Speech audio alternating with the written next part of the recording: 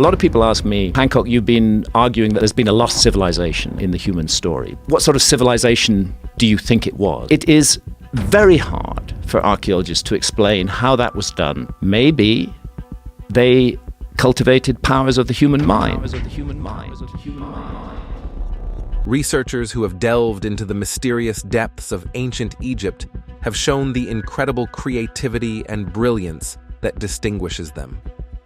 Certain discoveries have taken our breath away, like a 5,000-year-old text known as the Book of Enoch, which contains a chilling message about humanity. The book is said to provide answers to some of humanity's puzzles. What unknown stories about our existence do the pages of this book contain? What does this book reveal about our past and future? Join us as we reveal the horrifying message this 5,000-year-old book in Egypt has for humanity. The horrifying message this 5,000-year-old book revealed about humanity. This 5,000-year-old book contained many more books in its pages. We're going to explore each of these books and find out the secrets they have for us. The recently unearthed text, known as the Book of Two Ways, is one of about 20 copies in the possession of contemporary archaeology. Notably, it's the oldest among them, discovered inside a coffin that has largely escaped the attention of grave robbers and earlier generations of archaeologists. This intriguing find emerged during excavations at a burial hole in an Egyptian village. Unlike modern books, this ancient text was not a standalone volume. Portions were inscribed directly into the casket's interior. These writings are preserved on two deteriorating cedar panels featuring images and hieroglyphics specifically referenced. The Book of Two Objects is another book found in this 5,000-year-old Egyptian book. It has been in the tomb and has dated back to the time of Pharaoh Hotep II, who arguably resigned over Egypt until 2010 BC. The researcher behind this study, Harco Williams, considers the Book of Two Ways to be a document related to the cult of Osiris, the underworld ruler whom the Egyptians thought to be dead himself. The cult of Osiris was about bringing the god back to life through ritual. The ancient Egyptians may have decided to replicate the descriptions of those ceremonies onto the coffins of their deceased, believing that the ritual would resurrect the inhabitant. The whole idea of survival in the netherworld is expressed in male terms. Even though the newly discovered copy of the Book of Two Ways was discovered in a woman's coffin named Ankh, the book refers to her as he, most likely because the contents were copied from a master version of the text that had the male god Osiris as its protagonist. It can become confusing to decide whether the coffin contains a man or a woman. According to Kakuni, an Egyptian art and architecture expert from the University of California, rebirth in ancient Egypt was predominantly linked with male deities.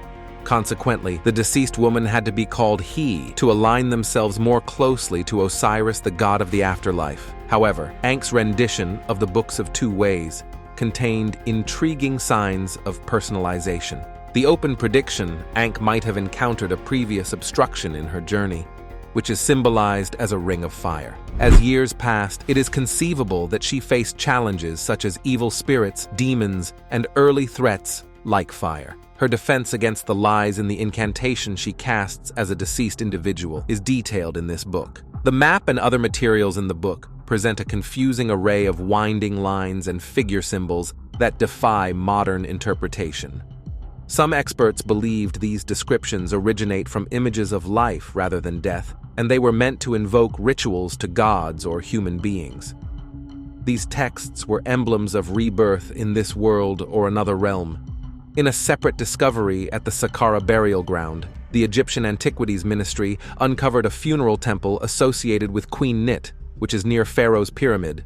This discovery brought to limelight burial shafts housing remnants from Egypt's 18th and 19th dynasties. A remarkable 13-foot-long papyrus scroll found in Chapter 17 of the Book of the Dead was noteworthy among the findings. This delicate manuscript served as a comprehensive guide intended to assist the departed in navigating the complexities of the afterlife. The excavation also exposed wooden funeral masks, a shrine dedicated to the god Anubis statues, and ancient games intended for the use of the afterlife. Delving into the mysteries of ancient text The Tutli Papyrus, dating back almost 300,500, describes unidentified flying objects, popularly referred to as UFOs. UFOs were seen as shining discs in ancient Egypt that filled the sky, surpassing the sun's brightness. This ancient account from around 1480 BC in Egypt, during Thutmose II's reign, gained notoriety in the 1930s. Albert Tully, the director of the Vatican Museum's Egyptian section, reportedly found a copy in a Cairo antique shop. Though its authenticity has raised concerns, the text has captivated ancient astronaut theorists. The Book of Thoth is another recent finding in Egypt, which is bound to leave you in awe.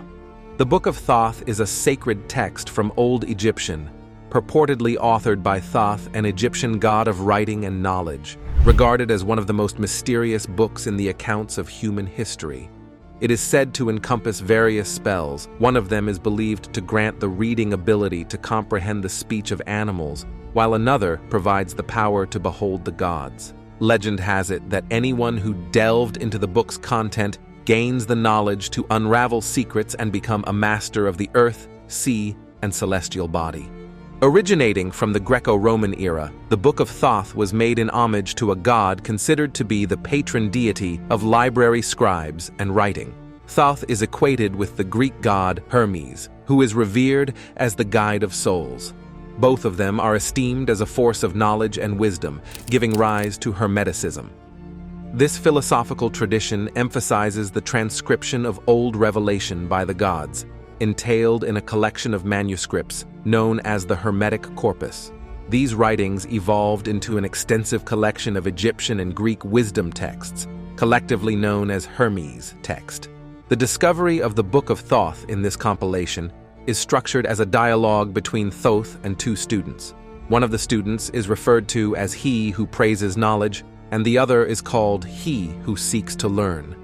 This work is believed to pass knowledge directly from the mouth of the god Thoth himself, covering a broad spectrum of topics. The Book of Thoth addresses rituals, temple construction, geography, and medicine. It asserts that humanity occupies a position midway between angels and gods, armed with a specific duty to create objects of beauty akin to the divine, and claimed to house the secrets of the gods. The Book of Thoth is said to unlock massive magical power, enabling the casting of spells on earthly and celestial realms. It has different interpretations, with some viewing it as an ancient alchemist guide, while others believe in its ability to predict the future. There are also beliefs that the book contains 3 distinct volumes joined over generations for an extended period. This book was lost, and its existence was traced to stories around its purportedly magical content.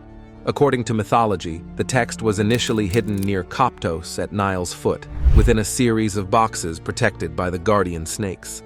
The Egyptian prince Neph fought fiercely with the serpents to retrieve the manuscripts. However, as a punishment for this theft, the gods took the lives of his wife and son, which led him to commit suicide.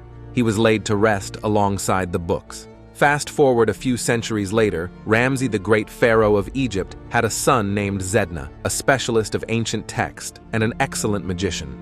While other princes were occupied with hunting and leading their father's army, Zedna found his joy in solidarity study. Amid his study, he stumbled on the story of Neph, the Book of Thoth, and the power it entails. Zedna was determined to find the book and absorb it, so he turned to his brother Anaro to help in the expedition. On getting to Neph's burial room, they find the book on his chest, but they encounter a charming hound woman and a child, who manipulated Zedna to commit hideous acts. However, Zedna realized it was an illusion orchestrated by the late Prince Neph, so he returned the book. The narratives end on the note that knowledge of the gods is not meant for humanity. There may be references to the ancient book of spells believed to be buried in the city of dead next to Prince Neph, while there is no evidence of its existence. Occultist Aleister Crowley also wrote a book called The Book of Thoth, accompanied by a tarot deck. He claimed that Thoth had dictated the book and tarot to him. The connection between the book and the tarot card is not surprising, since it is believed the card originated from Egypt. Some even argue that the Book of Thoth is a collection of tarot rather than a traditional book. Another manuscript, also known as the Emerald Tablets of Thoth, is said to be written by a priestly king Thor who ruled Atlantis. The tablets are believed to have existed for 36,000 years and contain steps to create a philosopher's stone for transmutation. Thoth is often assumed as a scribe for God, while some contend that he's an ancient Egyptian. Some speculate that the elusive Book of Thoth might be hidden beneath the colossal paw of the Sphinx, while some believe it could be among the numerous ancient Egyptian papyrus scrolls currently going through translation. Though parts of manuscripts are known to be connected to the Book of Magic, referenced in these texts is not conventional. Instead, it is believed that the book holds the key to understanding the world as it focuses on unraveling invisible phenomena like seasons, diseases, and the cycle of day and night. The text also mentions spells attributed to the Book of Thoth, which in reality are prayers rather than magical incantations. The scriptures allude to the notion that humans are midway between mortal and divine. Aligning with legends of mysticism of death and rebirth is also touched upon in the text. Although the papyrus book and tarot are explicitly referenced, one certainty remains. The content of the Book of Thoth remained unknown, as many believed that finding this book could usher in a perfect word. However, cautionary notes persist in ancient Egyptian myths about the Book of Thoth, portraying those who uncover it in stories facing misfortune and suffering. Attempts to read the Book of Thoth are said to incur divine wrath, as divine knowledge is deemed unsuitable for humanity. Overall, the discoveries in Egypt collectively offer profound insights into ancient civilizations, their cultures, and shared human experiences. They also contribute to the ongoing understanding of human history, informing our past and influencing the present. In the course of human history, fragments of the biblical scroll alongside various relics have been found in the desert caves of Israel. Over time, many mythical stories have captured our imagination, such as tales of divine angels, mighty giants, and dangerous plagues. While these takes might appear captivating at first, a closer inquiry about them reveals an opposite strand of human history that often goes unnoticed. One of these exceptional narratives is embedded in the ancient Hebrew apocalyptic text, the Book of Enoch, traditionally ascribed to Enoch, the great-grandfather of Noah. This ancient script unveils astonishing revelations concerning the origins of evil, the mysterious fallen angels, the mighty Nephilim, the cataclysmic flood, pages on the Messiah, and the imminent end times. In the later part of 1946 or earlier 1946, some young Bedouin shepherds camped near the ancient settlement of Qumran on the northwestern shore of the Dead Sea, now within the West Bank, encountered a strange incident. While they were tending to their flocks, one of the shepherds accidentally dislodged a rock in a cliff crevice, which produced a long and resonant sound, which led them to venture into the cave where the sound resonated from. They stumbled upon a collection of sizable clay vessels. 7 of these vessels contained a trove of leather scrolls and papyrus. These scrolls were later bought by an antique dealer but came into possession of various scholars who predicted they were around 2,000 years old. This discovery quickly captured the attention of treasure hunters and archaeologists. Over the following years, 10,000 scrolls have been unearthed in 10 adjacent caves known as Qumran Caves, comprising a remarkable collection of between 800 and 900 priceless texts. The Book of Enoch. The Book of Enoch was part of the numerous scrolls found, but it stood out. It's segmented into 5 distinct parts: the Book of Parables, the Books of Vigils, the Astronomical Book, the Epistles of Enoch, and the Dream Visions. Altogether, it contains 100 pages. The Book of Enoch portrays an angelic rebellion against God before the Great Flood. The fallen angels descended to earth to live with humans and teach them divine knowledge. Scholars believe that the Book of Enoch lacks legitimacy due to the many historical periods in which Enoch is said to have written the passages. Although once considered a credible book of scripture by the Christian and Jewish worlds, efforts to study the Dead Sea Scrolls led researchers to assume that the Book of Enoch has dubious origins. The topics, writings, and documents all appear to date from different periods in history, leading academics to think that the Book of Enoch was authored at different times by multiple authors who used the name Enoch.